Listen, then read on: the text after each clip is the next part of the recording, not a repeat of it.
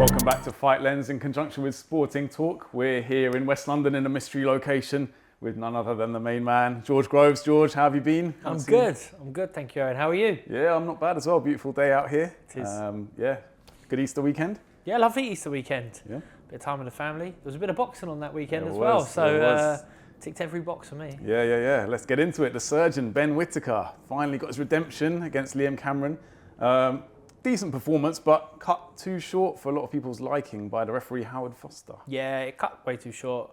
My old buddy Howard jumped in again. Yeah, hasn't learnt his lessons, has he? Well, you know, I think he's a compassionate referee, sure, and it can't be an easy job, sure, but I'm just like, I'm a bit concerned about where boxing can be going in this regard. Do you know what I mean? Certain fighters at certain stages, you go, okay, really, let them live to fight another day, save them from getting knocked out. And I hate the expression one punch too early rather than one punch too late. But Cameron, he's been buzzed. He hasn't even gone down. Like, you can see he's affected by that. Whittaker jumps on him like he's supposed to, raids on him, goes head and body, does everything right. There is a little bit of a dip as well from Cameron, but don't stop the fight there. And then it's the second round. Yes. Like, give him a chance to go down. Give him a chance to get knocked out. Yeah. Give Whittaker the chance to have a clinical finish, you know. And the fans the chance to see the fight progress. Exactly. If you'd spent your money, gone all the way down, or travelled all the way to Birmingham for the evening, you've booked a hotel, you booked time off work, you know, you've given up your Easter weekend, the kids are nagging you in the morning, Dad, come, let's go and look for the Easter eggs. You said, no, son, sorry, can't, I've got to go and watch the boxing. You get up there and he's stopped. And then you're on the phone home to the missus going, did you enjoy it? Did you enjoy it? You missed the Easter eggs. And you're like, no, I didn't enjoy it. Foster stopped it early, didn't he? I want to see some more. Yeah, it's frustrating, So I just think, we don't need that. You don't, like, let the fight happen. Let people get knocked out. Yeah. Let people get knocked out. But sure, it's a hard job. It's not an easy job. It happens. And but for me, too early.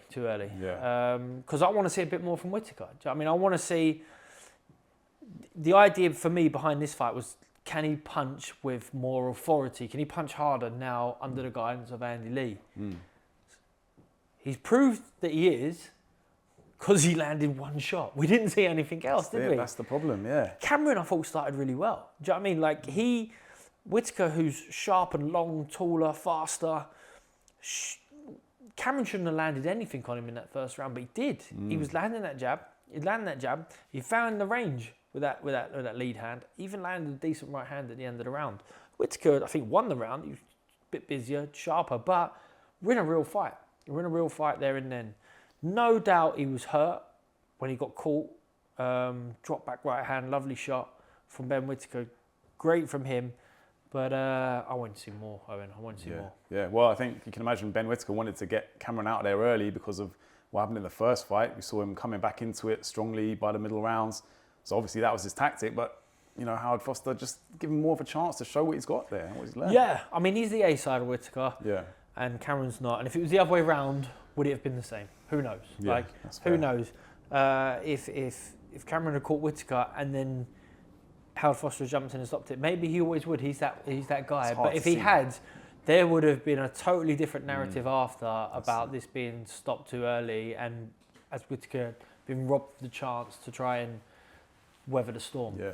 We'll never know. It was an emotional fight for him, wasn't it? And that emotion spilled out straight after the fight. Yeah. He went over to the Liam Cameron corner, through the ropes, shouting. I don't know what he was shouting, but obviously a lot of feeling and high emotions there for him. Yeah. And especially in the press conference after, he was in tears. So I'm not sure what that says about his mental fragility, perhaps. But you know, fair play, got the job done, I suppose. Yeah, no, you're right. I mean, I haven't heard what he said after in a post-fight interview, but I've seen the clips of him crying.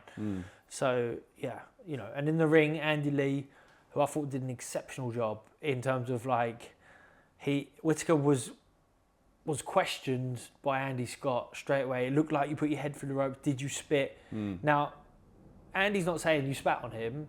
He's actually doing him a favour to clarify that you didn't, because there'll be people at home going, what's this about? Like, why have you done this? True. This is not a rivalry like me and James DeGale that's stemmed since we were 12 and 13 years old. Yeah. It's just been of late, and yet you're not just satisfied with the win. You've gone over and got in the corner's face. What's it about? But Andy Lee quickly settled the situation, justified his fighters' antics. You know, the emotion that he's had to release, and the pressure he's been under, and obviously back their relationship for the future. I thought he did a great job at that point. But for Ben Whittaker, you think this could go two ways. It could be a blessing for him that he's had to deal with these sets of experiences now, because it will serve him further along down the line. Yeah, he's had an emotional roller coaster. He's had to deal with fame and pressure, etc. Or the social media kind of, I don't know if it was abuse or people questioning his spirit and his toughness, but he's come through that. Or it shows actually there's a lot of weakness there, a lot of weakness to be exploited. Well, like you said, he's 28 years old. He's no youngster at this point, so yeah, he's been through the Olympics, but how much does he know about the actual graft of the pro and game? people, not everyone is going to go along with what you say all the time. And you got to get over that, and maybe I've had experiences where everyone has wanted me to win but thought I couldn't. I've had everyone who thought I had no chance of winning, and how dare you even say that you can. Yeah. I've had it where it's been evenly split, and I've had it where people don't care. And sometimes it's when they don't care, that's the one that's the worst, you know? Yeah. So he needs to, as harsh as it sounds, get a grip. Get a grip. You're famous now. You're blown up. Yeah. And what do you want to be? Do you want to be flashy, arrogant?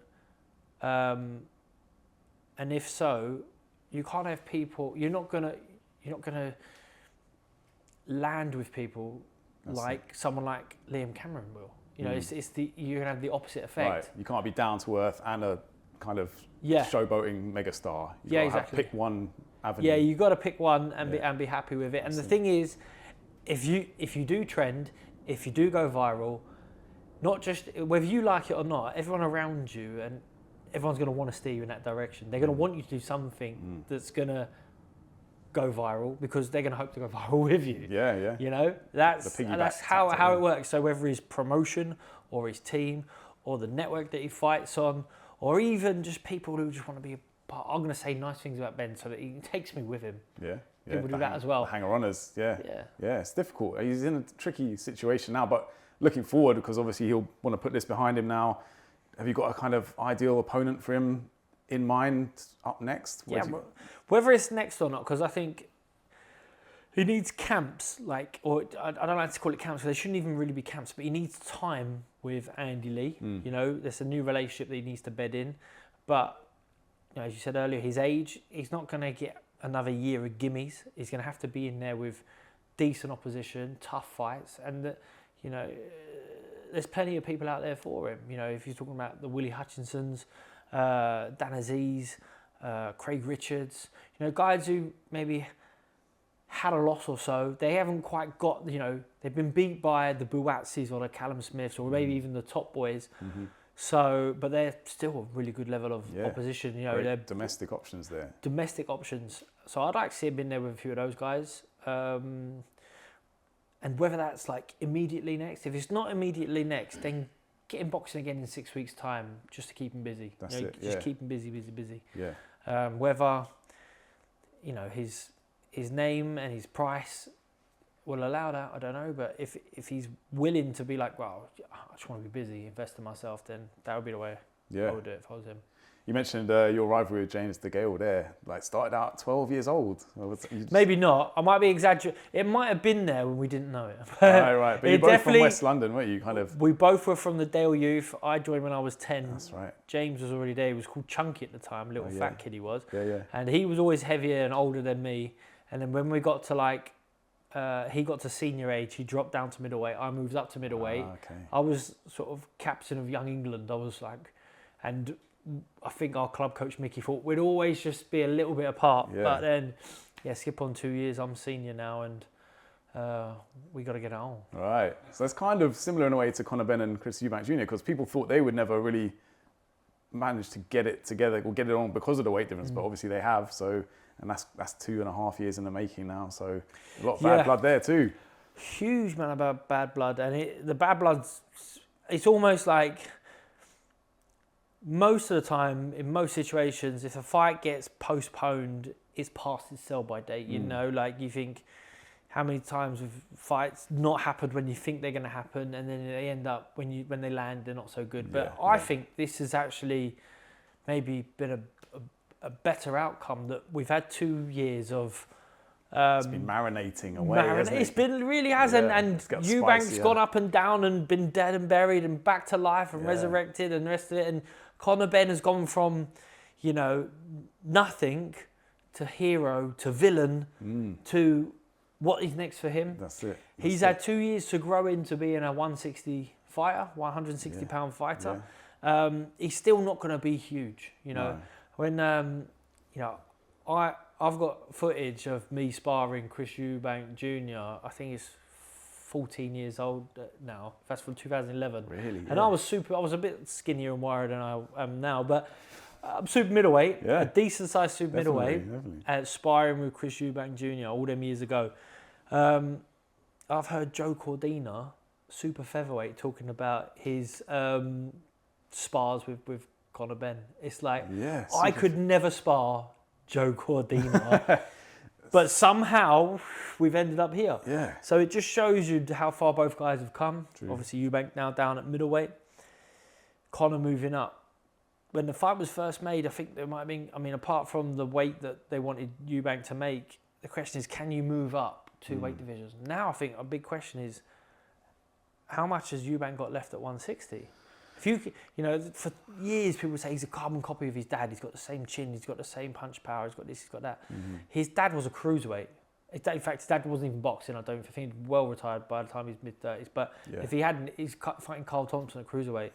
You know, he knew he started off at middle and he's ended up there. Yeah, it's just a natural progression, isn't it? Eubank's put on the weight, but he's actually had to shrink back down. Right, and that's not great for the body, is it? We've got to be honest. That's not good for the longevity of a career. But somehow does he live really clean? I don't know. I'm not sure about his lifestyle, but he looks in good shape. Yeah, he looks in good shape. He looks in great shape. Yeah. And I think I can imagine it's not easy. He alludes to it every now and again that it's not easy, as of course it once was. But and maybe he never had to make weight in his 20s, and then once he hit the 30s, he had to make weight, which that's not good, because if you're a guy who's always sort of had to chop a little bit, work the way through their 20s, it's got harder as they got older, but their body's used to shrinking to make a weight. If you get into your 30s and all of a sudden you now have to cut, that could be hard. Not ideal. It's like those competitive eaters. Like if you see that guy who eat 32 Big Macs in one go, Joey Chestnut.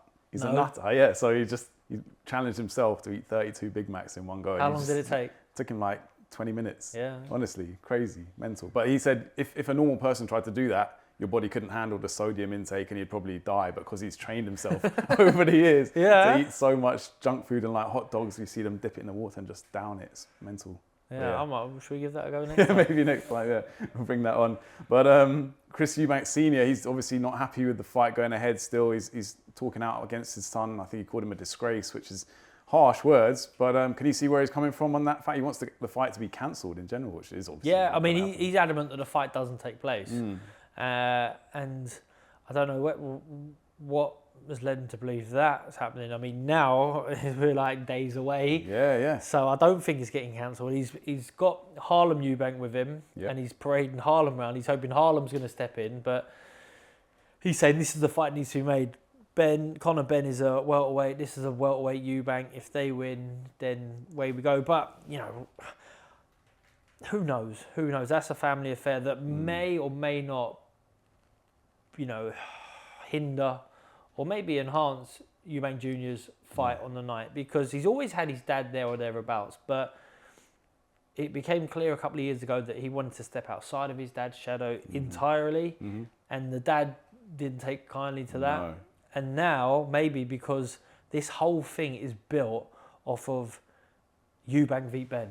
Eubank v BENN, it's like legacy continued. Yeah, that's right. Or Egacy continued. Egacy. So maybe Senior's like, maybe he would never admit it, but maybe his nose is a bit out of joint. Maybe he's like, man, should be about me, and why is it about you? Well, that's... And why have I not been warmly embraced? True. Why am I not... Doesn't look like they're going to be kind of putting it to bed anytime soon. He won't be there on fight night. I was at the last Harlem Eubank fight in Brighton, and there was talk that there was going to be a big reunion, senior, junior together to support Harlem. They were both in the building, but they weren't seen together. They didn't ring walk together. They weren't in the ring for pictures after. So maybe that was just all wishful thinking from someone. Maybe someone was just hoping again for a bit of clickbait, you know. But I think if how would I assess it, whether it actually helps or hinders Junior? I think when you've got Conor Benn there with his dad Nigel, and their relationship seems so genuine, it doesn't seem false, and it does really feel like Nigel is proud of his son and happy for his son and there to support his son. And then when you look at the opposite end, the EUBANKs is not that, and I think Junior would love that, but Senior don't. So no, you can see Nigel Benn. He's more kind of a background, peripheral figure, isn't he? Even though everyone knows who he is, but he's not trying to take any of the limelight away. Maybe that's the difference. But I think he was very surprised. Well, he said he's surprised that the bookies have got Chris Eubank Jr. as the favourite. He obviously is backing his son, thinks his son should be the favourite. Not that it really matters, but in terms of the result of this fight, I think we've got a prediction from you in the past, and it's a tough one to call. But how would it affect each one of their careers if they do go on to get the win? Yeah, it's. I mean, what is left of their careers, to be honest? When you think about it, you know, maybe both guys are hoping that they can get another fight out of this after, because if Conor Benn wins, he is highly marketable. But who do you match him with? Because you can give him easier fights or easy fights for a little bit. At what weight, I'm not sure. But at some point, they're going to say, well, if you are legit in all these rankings, when you're going to fight for a world title, and you look at all the champions that are there at the moment, you know, whether it's Ennis down at world title, you got like, I know Crawford sort of scheduled to fight Canelo, but he's up at the super welterweight now. There's other guys that, on paper, you know, for a boxing mind, they all beat Conor Benn. Yeah. So where does Conor Benn go from there? Especially if you've had this massive fight, this high-profile fight, and you've been paid a fortune. It's a tough one to follow. It's hard to go back to domestic level. Yeah, really tough. Eubank, I don't know what his end goal is. It feels like he's got his eye outside of boxing now, because the fact that whether he's just doing it for his own enjoyment, he wants to battle Eddie Hearn, he wants to battle everyone. He wants to take on everyone. He wants to control everything. He wants to control the narrative. And that's all well and good. I remember doing the same thing when I was saw that from you 24, 25. But I thought I had a career after. Whereas Eubank, where does he go from here? Because he's not going to beat Janabek. He probably wouldn't even beat Denzel Bentley. You know, he's not. I wouldn't even rank him as the best middleweight in Britain right now, let alone go on to win a world title. So at best, if the fight is really exciting and explosive, then they maybe do it again. Rematch part 2, out in Riyadh maybe. But maybe they don't get paid as much. Maybe it's just not as fun. Yeah, they've sold it really well, clearly, and I think that's what's captured everyone's imagination, even more so than just the legacy and the dads, the fathers being there. So yeah, whether the fight can live up to that remains to be seen. And I echo what you say.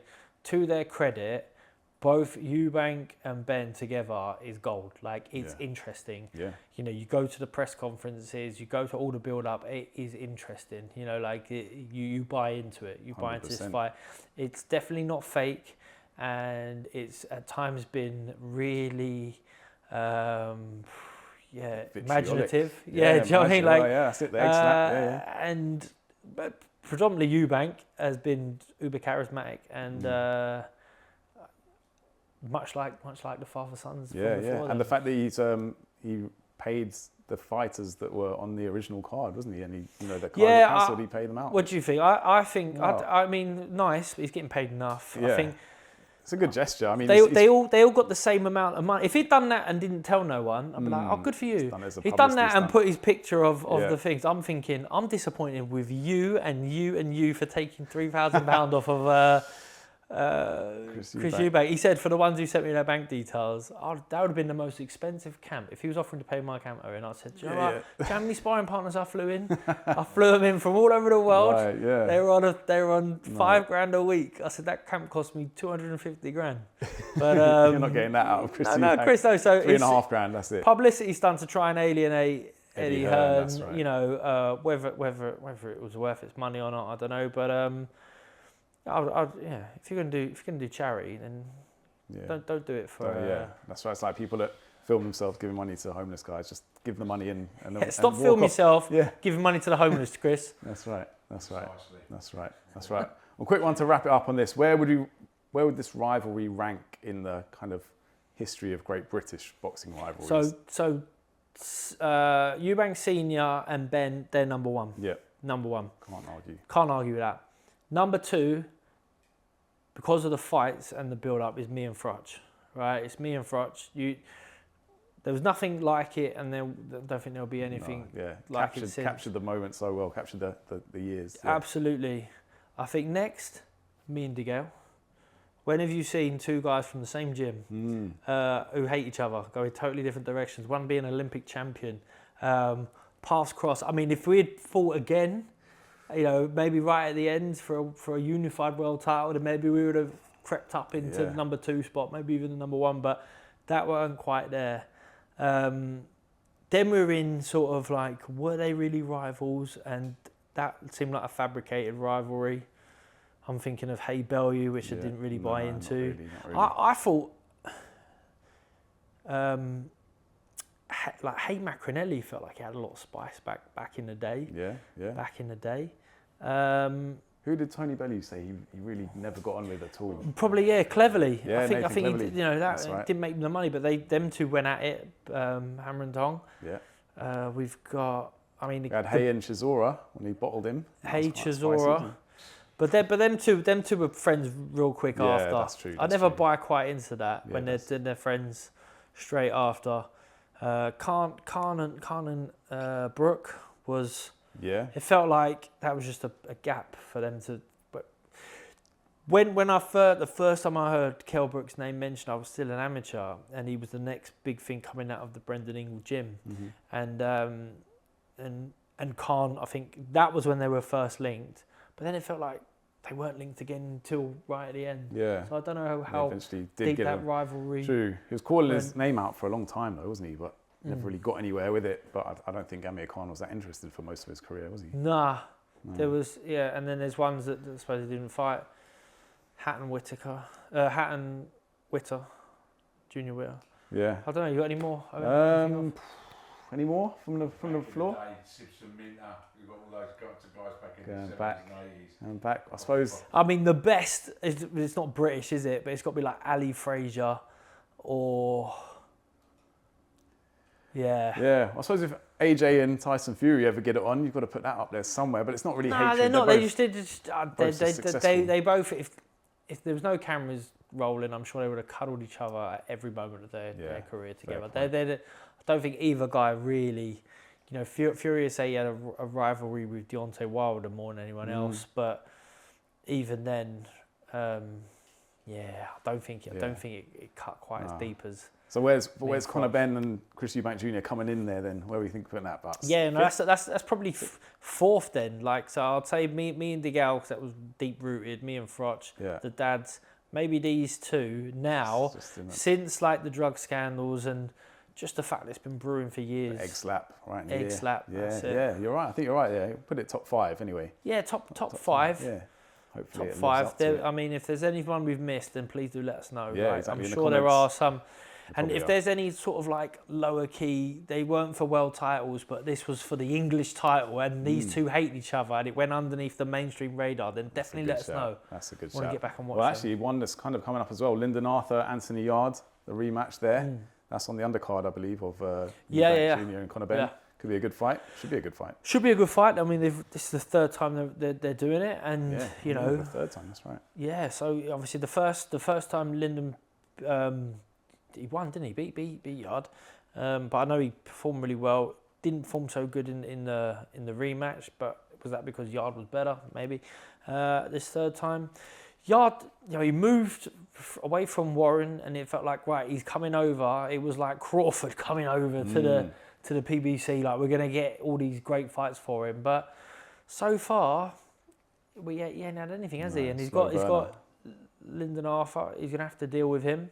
But he's a really good fighter, Yard. He's always just felt that a little bit short at the top level. But I want to see him in there with a Buatsi, with a Callum Smith, with one of those guys, because you think for his experience, like he'll still have a hard job beating a Craig Richards or beating a Dan Aziz. So why risk it with those guys? Get in there with Smith. Yeah. Hopefully that will happen next. Daniel Dubois, he's been quiet, hasn't he, since he pulled out of the fight with Joe Parker. But now apparently he's in talks with Alexander Usyk for a July date at Wembley. That'll be exciting. I think our friend the Cobra speculated that perhaps he'd even pulled out of that fight due to a drug testing issue, but we don't know. Drug testing issue, yeah? That's the Cobra's theory. He didn't have much to back it up with, so let's not... Spitting venom, didn't he? Yeah, but you never know. It was a strange one, wasn't it? Because we never saw any evidence of an injury, really. So, I thought it was sickness, illness. Illness. I mean, that's the thing, you know, and stuff can happen, and you don't... I think fight week, if you say, I've got a fucking headache and it's a bad headache, and I've took some paracetamol and nothing's happening, like, all right, you're definitely not boxing, mate, because there could be something wrong with your brain.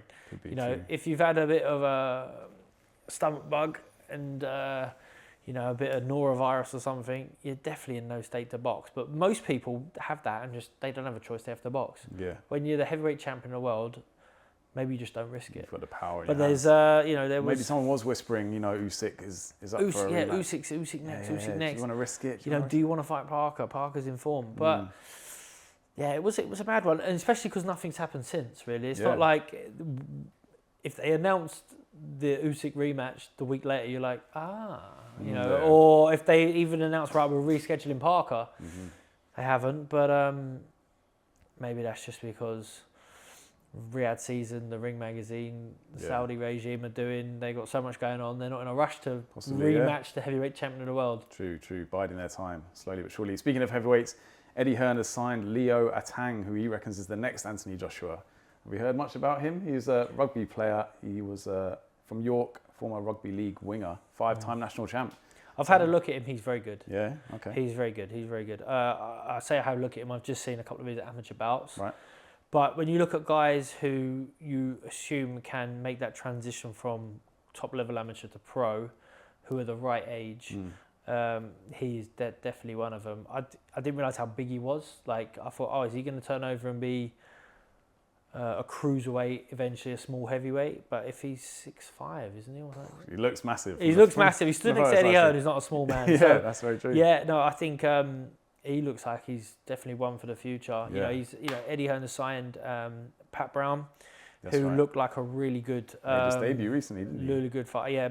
Made his debut, and I looked up the opponent that he had before for Lucas, my guy, and I threw his name in the hat trying to match him. And then when I saw he was already matched against Pat Brown, I thought, all right, well that's decent from them because they haven't picked an absolute nobody. This geezer looks all right. I haven't seen the fight Pat Brown had, but I know he won. So, but I think again maybe like Whittaker, he's turning over in his late 20s, 27 maybe or something. So he ain't got all the time in the world, you know. And those guys, it's not just about how many fights you've had as a pro. It is about your age. So if you're 18, 19, 20, you haven't matured the way that you have matured when you're 27. So if you're 27, 28 and you turn over, then you are up against it. Yeah. Because you think I want a 10-year career, you've got to fight until you're 37, 38. That's it, yeah. I mean, you've got people like Joe Joyce who didn't even turn pro till their 30s. So yeah, and he's really up against it now. But yeah, we'll see. One that's doing the rounds on social media, the fight that never happened, Carl Froch against Joe Calzaghe. Okay, yeah. If it had happened, who would you have picked and who's your main? Calzaghe would have smashed him, wouldn't he? Yeah. I mean, no. So, we don't know, do we? But... Calzaghe would have been very hard to fight because he was very fast, and he threw a lot of punches. You know, if you caught him, he got dropped, he got up. You know, before in the past, so you had that feeling of if I catch him, I can get him. But Froch likes to walk through punches to land his own, but Calzaghe was just very sharp hands and feet. So and he used to cut off at good angles. Southpaw, I think he would have been too much for Froch. All the various parts of Froch's career, whether he's at his best or them years later when he fought me, I'd say on their best day, Calzaghe beats him. Yeah, I think Yeah. that's kind of the general consensus, isn't it? But it would have been a great fight nonetheless. So just the different Well, yeah, because contrasting like styles. Yeah, contrasting styles. You know, Froch was never really in a boring fight. No. You know, you look at the Pascal fight. You know, it was a shootout. Was that his best performance? You know, the Jermaine Taylor fight where he's on the floor, he's down and out, he's buried, and then he gets Taylor late. Obviously, at the end of Taylor's career. Yeah, great fight. Like in there's every I won't do a Froch and go for every fight. No, fair enough. And what about yourself? Was there ever an opponent that you never got to fight that you wish you had, and how you think it would have gone based on who that was? Yeah, so you know, obviously, if I'd beaten Froch in that rematch, then you're like, okay, what would have likely, and obviously this is up to me to box well and keep winning, but I would likely have fought Kessler again. So Kessler would have come out he wouldn't have retired, he would have fought me. Yeah. I probably would have fought James DeGale the following year for a world title at Wembley Stadium.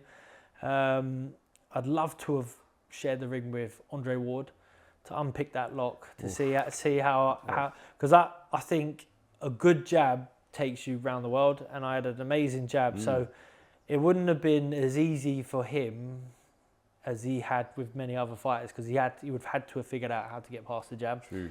Good So I'd love to have shared some rounds with him, and then of course if I'd got through Ward, then I might even have been the A side against Canelo when he comes up to super middleweight, because when I was boxing he was just a little middleweight, a little squirt. Right. So I would have the two gingers. You could have taught him a lesson. Canelo v Ginger. That's true. Battle of the Gingers. Yeah. Oh, it's funny how things could have turned out, but as it turned out, it was amazing. Turned out, I've done my bit. I've got that, More than done your bit. More than a bit. Speaking of Canelo, he's fighting William Skull. Not one that's particularly exciting, and he has expressed his desire to rematch Dimitri Bivol apparently. So do you think that could be a banana skin for Canelo? Will that even happen? Questions. Bivol or so Canelo, Skull. Bivol. I think the Skull. He should be fine with Skull. From what I've seen of Skull, Yeah. he's a good fighter. You know, worthy of his shot at Canelo, but Canelo rarely gets it wrong, does he? Like, he rarely doesn't show up and perform. He's not, you know, what fight was it where he got accused of being flat? But it was like, man, he still won nearly every round. So, unanimous point, you know, Bivol is big, strong and effective, and Canelo just couldn't get past him that night. He ran out of ideas really quickly, which I suppose the only disappointing thing about him his whole career. But other than that, like, he's bounced back so well in so many ways. You can't see him wanting to fight Bivol really again, can you? I mean, it's not worth his effort. No, I mean, it's Probably like who are the Yeah, but then he's tarnishing his legacy, so he's in a bit of a tricky situation. I don't know. I don't think that's tarnishing his legacy, really, to be honest. Personally, I think his legacy is legacy. He's a fantastic career, and he's run he has sort of completed the super middleweight division, and now he's not the biggest super middleweight ever. He's not killing himself to make the weight. Force him to move up to light heavyweight for a worthy opposition, whether that be Beterbiev, Bivol, Benavidez or whatnot. Then it's like, you know, and the sort of the elite guys below him are just a little bit too small, whether that be Crawford, Ennis, who else would, you know, Vargas or someone like that. He's not quite in that Mayweather era where there was options plenty just of above and coming just below. through. Yeah, that's the thing. So, but no, he's gone to Saudi. You know, it's looked like he was the one who was like, I'm bigger than this. I'm boxing. I'm bigger than this, and I don't need to come to Saudi. But oh wait, no, you're Saudi. Then again, deal, since then, apparently the purses have dropped down. So maybe Canelo has just cleaned out the Saudi coffers. Like, well done him. Fair play to him, yeah. Quick prediction for Ryan Garcia, Rolly Romero. I think that's coming up quite soon. Yeah, I haven't. There was Rolly Romero in that scene that I've seen where you had all the guys, Lopez, Teofimo Lopez. Teofimo Lopez. There was Devin Haney. There was Shaka Garcia. Stevenson, yeah. I think there was. I don't know if Garcia. He's, as far as I'm aware, you know, he's a bit of a poser and he's a drugs cheat. And I've got no time for him. Yeah. Got no time for him. You know, yeah, sure, he's got a load of followers on Instagram and he's a handsome lad, but he's ignorant. He says stupid things, and he gets caught taking drugs, and he's okay with that, and that's not okay with me. It's So a shame for boxing. I'd like to see him get beat. And he'll be fighting Devin Haney again if, presuming he beats Rolly Romero. They're talking about the rematch, and that's going to be one that he's really going to want to win. Devin Haney, after what happened in the first match. Yeah. Haney, I mean, it's like Haney's an exceptional fighter. You know, at times he doesn't quite pull it off, and sometimes you are just battling a popularity contest, you know. Yeah. And for some reason, Garcia at times wins it. It's almost like the kind of the Trump thing. He's got that popularity, even though a lot of people don't like him. There's a lot of people out there that, for some reason, whatever reason, do like him. Maybe because he's outspoken and he just chats a lot of shit, frankly. But whatever it is. So people like them sort of characters because ultimately you want to have someone who you can relate to. And if you're a bit of a fuck up and you want to take fucking coke at the weekend and do this shit, then you'll relate to, and you talk trash, then you want to relate to him. So that might Ryan be Garcia is your guy. Yeah, Ryan Garcia is your guy. Yeah. But I think when you get to that stage, the pressure's on that you should be a role model as such. 100%. And the role model don't necessarily be like watch your P's and Q's and help old ladies cross the road, but you should be I never say this word, consummate professional. Yeah. Which means you leave no stone unturned. You're the best athlete on the planet. Mm-hmm. And if you're taking drugs that you shouldn't be allowed to because you're cheating, you're breaking the rules, then it's no good. Yeah, we don't want you in boxing. The same. Tony Bellew said the same. Like, especially in the sport like boxing where people's lives are at risk. It's one thing cheating in 100 meters where, you know, you're just going to run a bit faster and no one's going to get hurt. But in boxing, you can actually, you know, put someone's life in danger. So yeah. All right, final question. It's not boxing related. The George Groves Dream Dinner Party. You can have 4 guests, dead or alive. All right. Well, so you can bring them back, or you can have people who are currently in existence. Maybe you've already had that. I don't know. Yeah. Dinner party guests. Don't